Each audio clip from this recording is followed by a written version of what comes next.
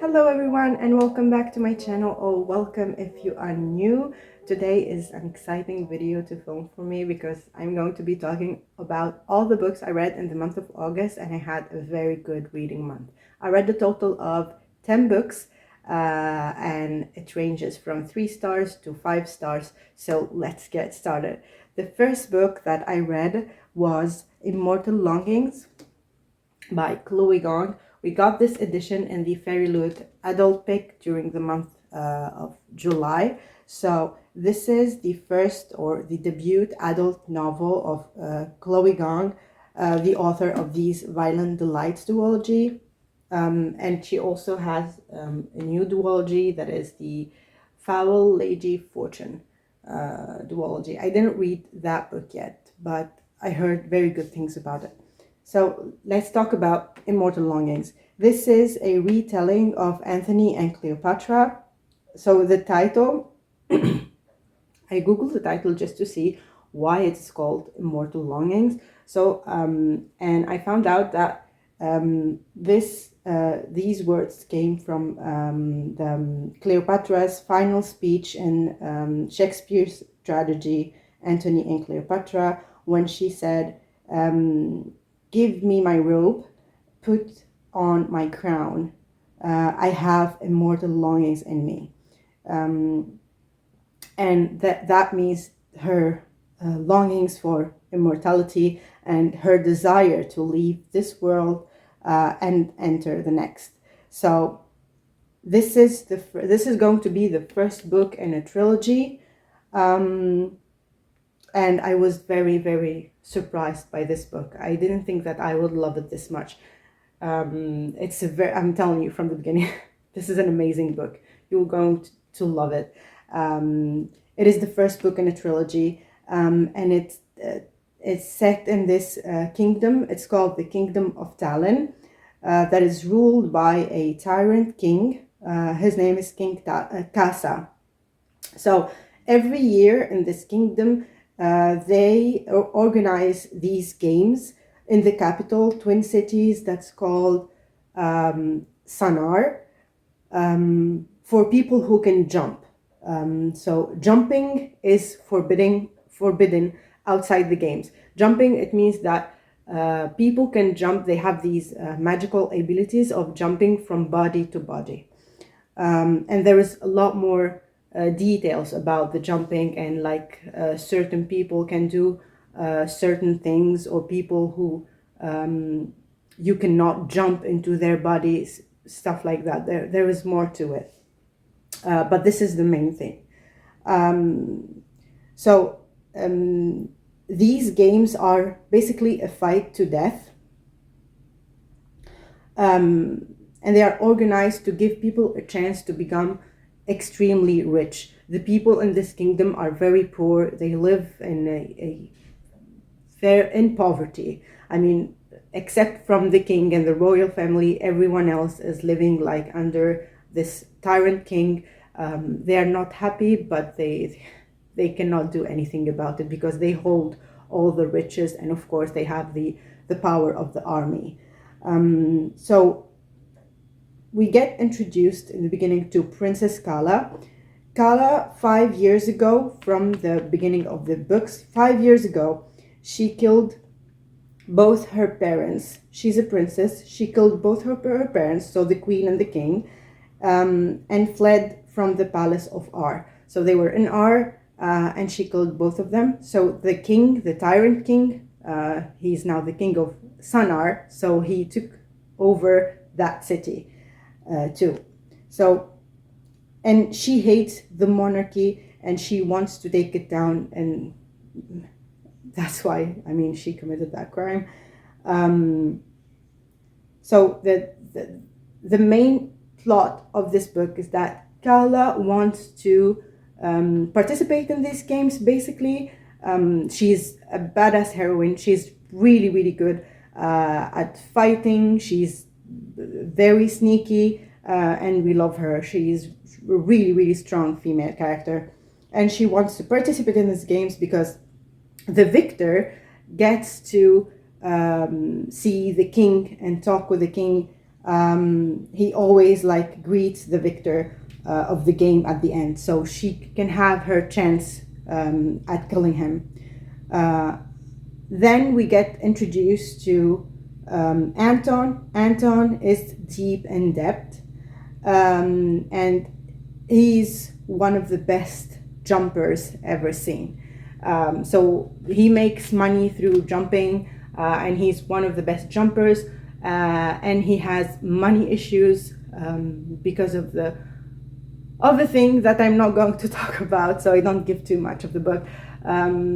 But basically, she will have to ally with him to try to progress in the games. But I think we know that there is only one winner. It's like the Hunger Games, okay? It's that conflict. And then there is also King Casa's adopted son, August. He does not like how King Casa runs the kingdom. He's not okay with it, and he wants to make it better. These are all three main characters that we get introduced to. We have also side characters, but these are the main three. And the story begins from there. So this was one hell of a ride. I really, really loved this book. It's very binge-worthy. The plot keeps moving forward with every chapter, and it just keeps you flipping those pages just to find out what happens next every time. So I finished it in like 3 settings, and highly, highly recommend the audio. The audio of this book was fantastic. So I'm waiting here impatiently for book 2, because the ending of this book was brutal, and all the plot twists along the book, I didn't see them coming, and I definitely didn't see the ending coming. The ending was outstanding, amazing. It was, I mean, I was like, what the hell just happened? It was so good. The book is so good. If you like fighting scenes, adventures, scheming, plotting, it's so good. Very well written. I just want to say something. The plot is in the forefront of this book, and there is like this sexy romance in the side, but the plot is the forefront. And if you like tropes, so if you don't like tropes, just skip this little part. If you like tropes, it's enemies to allies to lovers, and there is the knife to throat trope that we all love. So yeah, highly recommend. Very good book, and I cannot wait for the next one. Immortal Longings was the first book. So the next book, I'm picking up the books from the stack here. The next book is another win. This book is going to be one of my favorite books of this year, up there with Fourth Wing. This and Fourth Wing, hand in hand together. I don't understand how this book didn't get the same hype as Fourth Wing, because this is, how many pages is this? 550 pages. No, 571. Let's say 570. This is 570 pages of goodness. Outstanding, amazing writing, amazing book. If you liked Fourth Wing, if you like Sarah J. Maas, Carissa Broadbent, you need this in your life. This is the next bomb.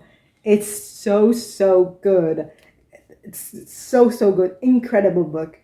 It's a new adult fantasy by Olivia Rose Darling. If you love adventure, romance, it's a romantasy. Romance, political intrigue, incredible world building, dragons. Did I mention the dragon? Dragons. reluctant allies to lovers, found family at its best. I love the characters. I'm so emotionally attached to them. Uh, I love them. I love them. She did an amazing job. She did an amazing job with the characters. The steamy scenes. Oh my god. Banter and humor, and like you are laughing and crying and like plotting and scheming and fighting, and it's so good. It's binge worthy. I heard people binge read this book in like just one sitting, in one day, and I completely understand. This was a really amazing book. So it, and I mean it had every single trope I love. There's the one betroth, there's the knife to throat, touch her and die.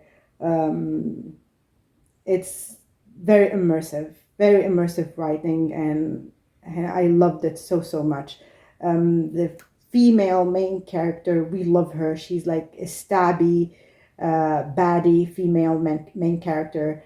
The male character is like that broody type bad boy, morally gray, and it deals, and what I liked about it is it deals with so much more. It deals with like self-confidence, mental health, dealing with trauma, personal growth, and like I loved those about it because it makes it so much more interesting, and like the talk between the characters is so much deeper. The chemistry is top notch. The friendship, oh, I loved it so much. The friendship is like gold. Finian and Ryder and Sasuke, they have my heart. Like I love them so much. These characters. So loved it. So what's this? The book is about. I didn't say what the book was about. The book is about a princess, Elwyn. Elwyn is the princess of Imarath, and she was born linked to 5 dragons. And she was prophesied to become very powerful. So her father, and he's her real father, I mean, her father, the king, he got scared and he locked her up when she was a child.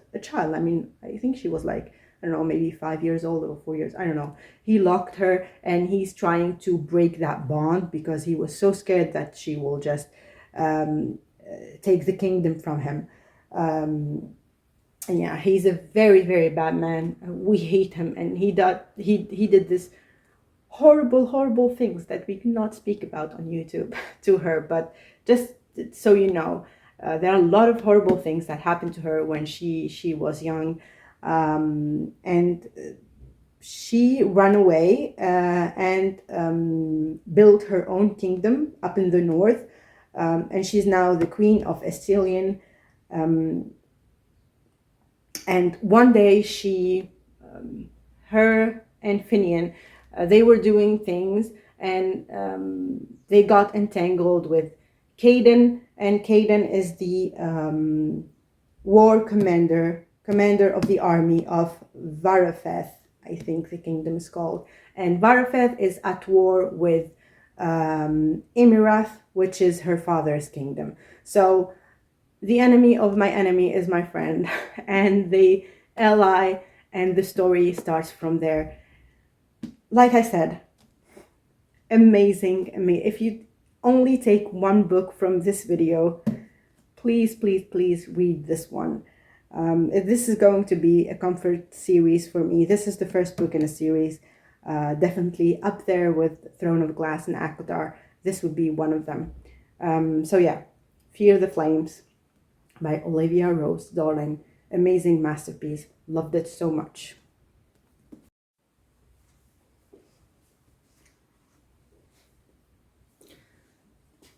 So after that, I picked up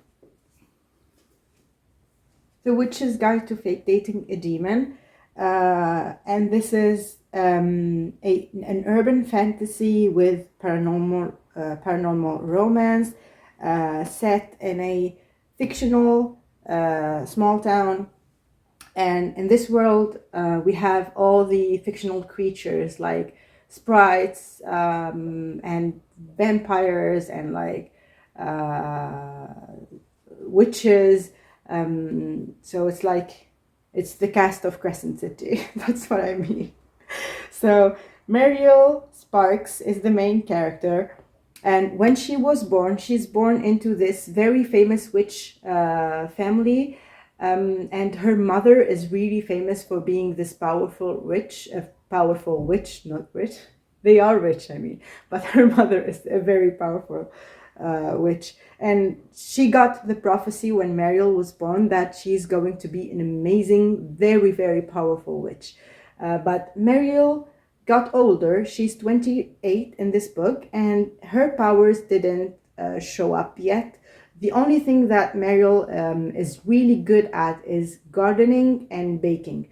And gardening, I mean, she really has this affinity with nature. She can feel what the plant needs. She can hear them talking to them, or like feel them, and she understands what they need exactly. And they touch her. They like strangle people that she does not like. For example, they work with her, stuff like that. But her mother is very disappointed in her. She does not see as nature magic this affinity. She does not see it as a strength. She sees it as a weakness, and she does not respect her daughter for it. Her mother and her dad both, like, they make fun of her, especially her mother, but her dad is not supportive at all. Like, he does not stand up for his daughter. So yeah, she's having the hardest time with her family. And so one day, or like in the beginning of the book, she's baking and she needs flour. So she's summoning flour, and instead of flour there is this demon that appears in front of her. And this demon, his name is Osroth, and he's our main guy, and he's known for being the ruthless Osroth. He's known for being this very bad, evil demon who does these soul trading, and he's like, okay, you summoned me. What do you want for your soul? And she's like, no, it's a mistake. I don't want to sell my soul. I don't want to trade anything. It's a mistake. I was just trying to summon some flower. And he's like, no, it doesn't work that way. Now you are stuck with me until we can figure this out, because if you summon me, I have to make a deal with you, trading your soul with something you want. And he was like, I will try to figure out, because she's like, I don't need anything. And he said, I will try to figure out what you need in your life. And that's how the story began. So she was trying to keep Osroth's identity secret, because of course she does not want to say or declare to her mother that she messed up a very simple spell. So she introduced him as her boyfriend, and the story begins from there. It's the perfect read to begin the fall. It has a lot of fall descriptions in it, and it has a lot of humor. Very Mariel is so funny. She is so funny, quirky, cheerful, sweet, and our demon, he ended up being so supportive and encouraging her to tap more into her power. And like, because demons can see the power or the potential of the witches, he's like, I see your potential. You have great power. Maybe it's not something that the thing that your mom is looking for, but your power is very important. So he stands up for her, and I really liked it. I very much like this book. The sequel is coming, I think, in November, about her best friend, and I maybe pick that up if I want a like light read, fantasy, urban fantasy with romance, humor, banter, I will definitely pick the next book up. A Witch's Guide to Fake Dating a Demon by Sarah Halley. Up next, Finlay Donavan is killing it. I read this book along with the audio. The audio, let me tell you, it's amazing. Sorry. The audio for this book is hilarious. I mean, the dialogue is hilarious. I was laughing out loud the whole time reading this book. It is so binge worthy. It is so easy to read. The writing is so easy. You just fly through it in like a day or two. Finlay Donavan is mistaken to be a contract killer, and the story begins from there. I don't want to say too much. She's an author. She's struggling in her she has like a custody case with her ex-husband. He's the worst.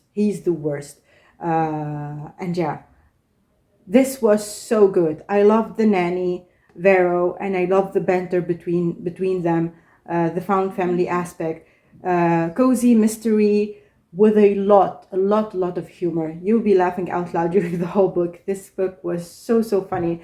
I'm currently reading the second one and also listening to it via audio. It's a very good read, and I'm really excited for the second one too.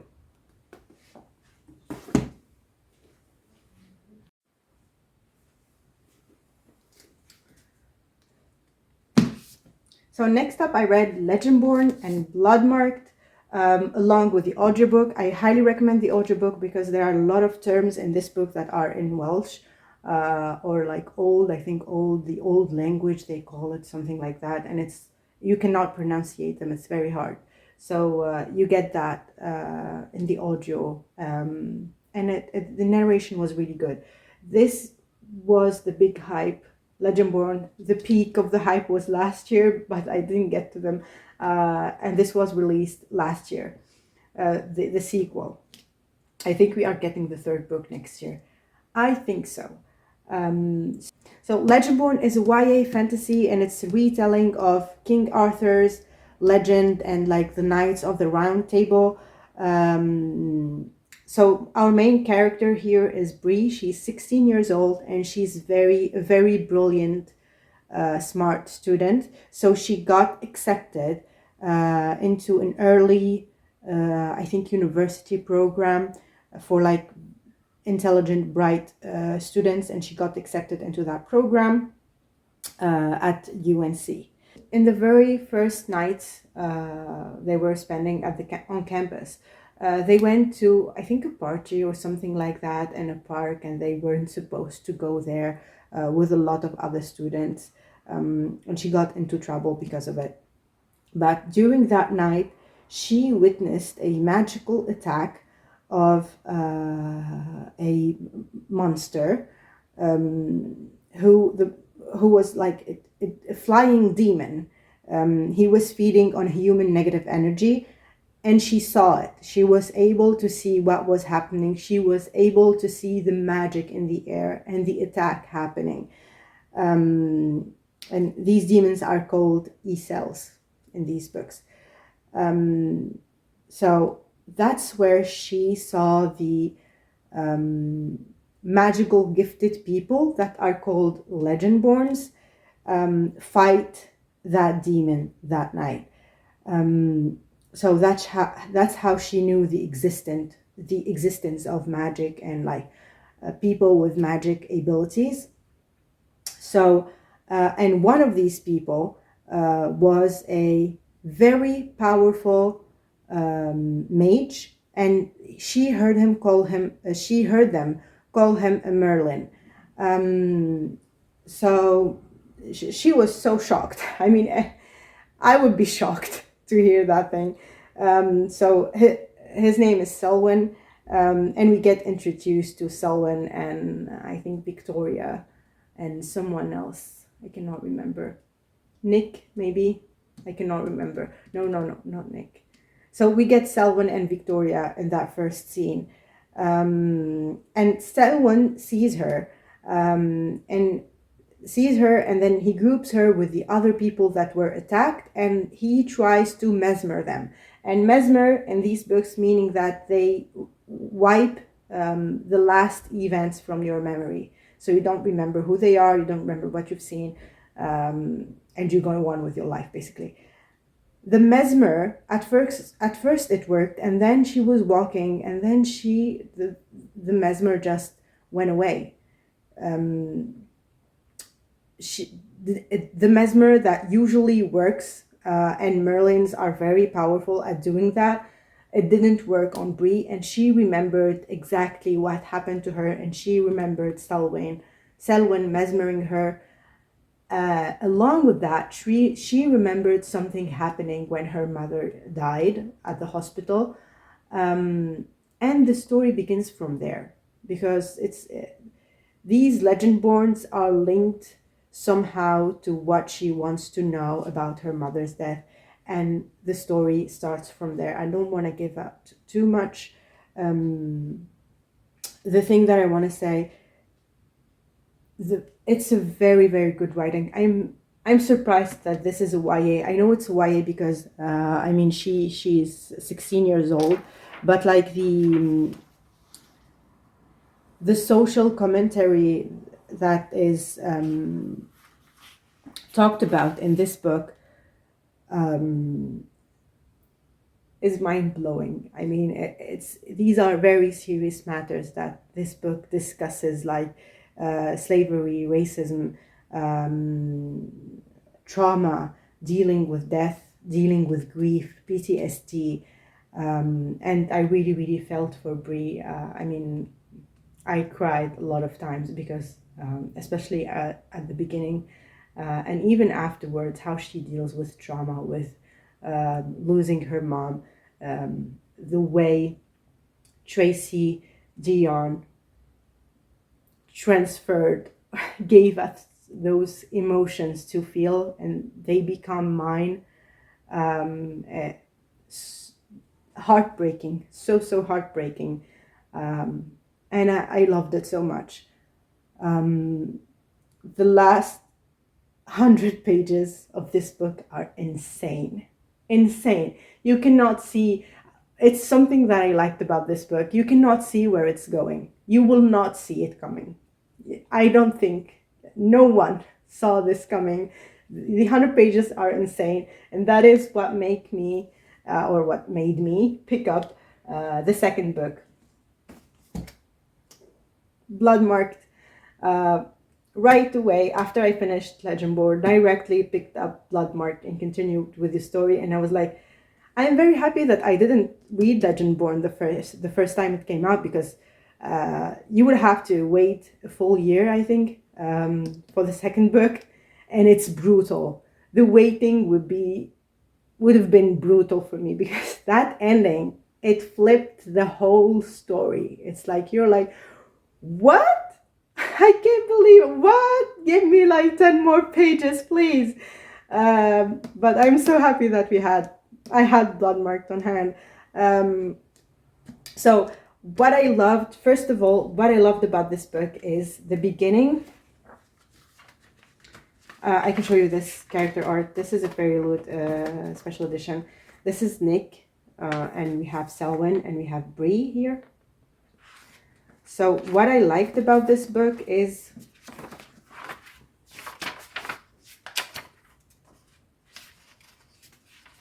this. I liked a lot this diagram, the order of the round table, and you get a diagram showing you the hierarchy of the order, so you don't get confused. Because let me tell you, a lot of terms, a lot of things that get thrown at you during the first book, and also during the second book. I mean, the story continues, right? And you are a little bit confused when these the characters and like the hierarchy gets introduced. You really need to focus, because otherwise you will not understand the hierarchy and the relationships about the different levels in the order. and like new terms like scion, squire, mage guard, seneschal get introduced in this book. The regents. You have to focus on those, so you enjoy the book. You know what's happening exactly, and you enjoy your reading. And I really like this diagram because it helped me a lot place all the characters where they belong, and the like hierarchy levels of the order. That's the first thing. Also, we get them explained a lot during this book too, and the relationship between them. And I really appreciated that because people who read Legendborn at the beginning, I mean, the minute it came out, they will not, I don't think that people will remember the hierarchy and like these terms. So I really liked, I mean, even for me, when they re-explained them, reintroduced them, and every time the author mentions like Scion Squire at the beginning of this book, she explains what that means in the order. So I really, really liked it. Also, something I appreciate about the sequel, because I cannot say a lot of things about it, right? I Something I very much appreciated is you get action right off the bat. From the beginning, you are thrown into an action scene. You're like, okay, things are picking up. What is happening in here? And just it keeps you reading. It keeps you flipping the pages, and it's a very nice experience, to be honest. Especially at the beginning of the book, I like when authors do that. So you are thrown into the story from the beginning, and you are enjoying your time from the beginning, and it's not dragging. But it dragged a little bit in the middle, just to be honest here. At the beginning, it was nice. I really liked it. I liked the refreshments, like I said, about the terms and the hierarchy and stuff like that. Introduction of new characters, absolutely. We have, but like in the middle, the pacing is off a little bit for me. The middle dragged a little bit until like maybe 65% of the book. And then it picked up again. But I totally understand, because we got an expansion of the world, the characters too, significant character growth from Bree's side, but also from all the side characters. And we got introduced to a lot of new characters. The cast is bigger in this book. And I understand that takes time to build. So yeah, but like I said, it picked up at like about maybe 65%, something like that. And the ending, Tracy Dion is, let's say, keeping up with the pace here. The same thing. It's the same ending. It's explosive. The ending, I was like, oh my god. I mean, this thing that happened to people in the first book is happening to me in the second book. Now I have to wait for the third book to see. This ending was, like I said, for the first, you cannot see it coming. Things flipping the whole freaking time. And you're like shocked the whole 100 pages of shock. You know, where like in Sarah J Maas's book, when like at the end shit hits the fan and like explosive things happening all over the place, and like you don't understand, and you're like screaming inside your head. Yeah, here happened in here too. So the last thing I need to say about Bloodmarked is that, you know, when there is the second book syndrome in a trilogy, where the second book is like, meh, it feels like a filler book, if you will. This did not feel like that at all. This is a very important book for the plot and for the characters. It is both plot driven, but also very much character driven. And you remember, like when I said the plot dragged a little bit in the middle, the pacing was off. I completely understand why that happened, because you need character growth at the same time with the plot. And like when the plot dragged, there had there there is character growth happening, and the opposite is correct. So I know it felt that way, but I know the importance of it, because you get a lot of history and a lot of explanation about the origin of the magic in this world, and explanation about the magic system and how it became to be. And of course, the most important thing is Bree's character growth. So I still very much appreciated it. It is very, very well written, and I understand why the pacing was that way. And the social commentary is also very important in this book too. So to be honest, I cannot believe that these books are YA, to be honest. I mean, except from the age of the characters, um, the the topics that these books are talking about and deal with are very, very important, and very serious matters. So definitely going to pick up book 3 once it releases, and I cannot wait to see what happens to Bree next. So yeah, Legendborn and Bloodmarked by Tracy Dion. Very, very exciting reads.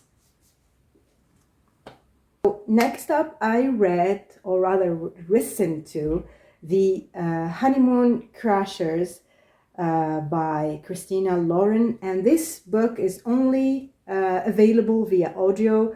It is, I think, about 5 hours, a little bit more than 5 hours, of full cast audio book full of goodness. I was giggling the whole time. The book was so fun. It was a fun time. It was just a full fun time. So if you didn't know about the Unhoneymooners, the first book is called The Unhoneymooners, and you cannot listen to this book without reading the first book first. I read and listened to the audio of the first book. That audio is also really, really good, with a lot of audio effects, and this book is all that does also have that graphic audio feel, and it's a full cast. Very, very fun read. You have to read the first book to understand the second, otherwise you'll get spoiled, and you will not understand the dynamic of the characters. So it was so fun. I mean, one thing you can count on is Christina Lauren delivering a funny, light-hearted book. I was giggling out loud during the whole thing. And the audio, as I said, was excellent, and the banter is hilarious, and the vibes, you feel the summer.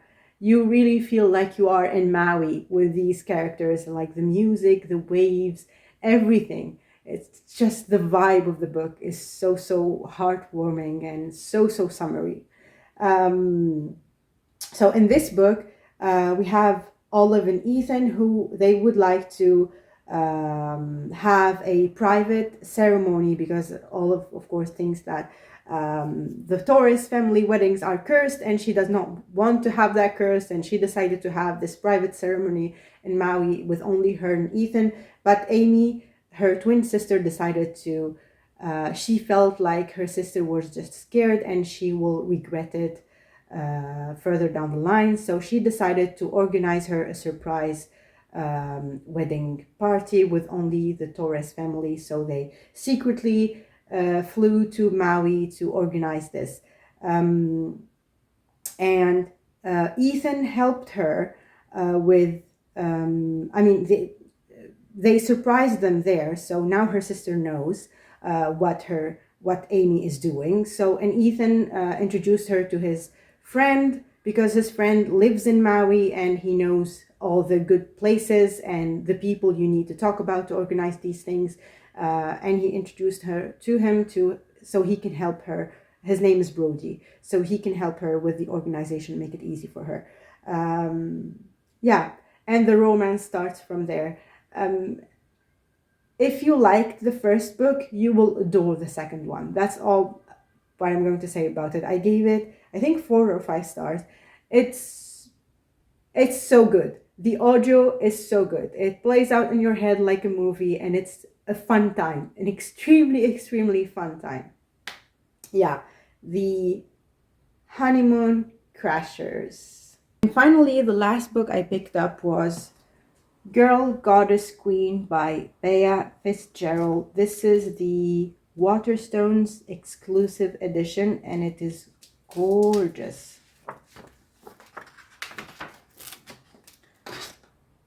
See the underworld, Sicily, Mount Olympus. It's a gorgeous edition, and the stenciled edges, To Hell with Love. I loved it. So I love this book so much. I gave it, if I remember, I gave it 4 stars. This is a reimagining of Hades and Persephone. So in this book, Persephone wasn't dragged to hell. She jumped by her own volition. She jumped into hell because she absolutely refused to be forced by her mother and father, Demeter and Zeus, to marry to some like smug, self-absorbed god. So she jumped into hell, and she is trying to convince, when she first met Hades, she's trying to convince him to help her with her plan. So this book has a huge, I mean, at the core of this book, I think it's Persephone's journey to growth. From the beginning to the end, there is an ocean of a difference between how Persephone thinks and how she acts. It's a different, you can say it's a different character. It's not her. A huge character growth that happened during a lot of laughter, tears, but also so like heartwarming moments, and like new friendships. Also, I don't want to say too much. That's why I'm thinking about what I can give away or not. And it's extremely fun YA fantasy. I really loved it. There is a lot of humor. The book is like, it's very light when you are reading it. I flew through it, and you're like, it's a light, very light reimagining, so filled with humor, so funny. I loved it so much, and I loved the character growth of Persephone and her banter with Hades. So funny, extremely funny. I really loved it. So I highly recommend this book for people who love Lord Olympus, the graphic novels. I mean, the comic that got published in the book format of Lord Olympus. I love that. I read it on Webtoons. If you like that kind of banter, it's the same thing. It's filled with humor. So if you like that, this book is for you.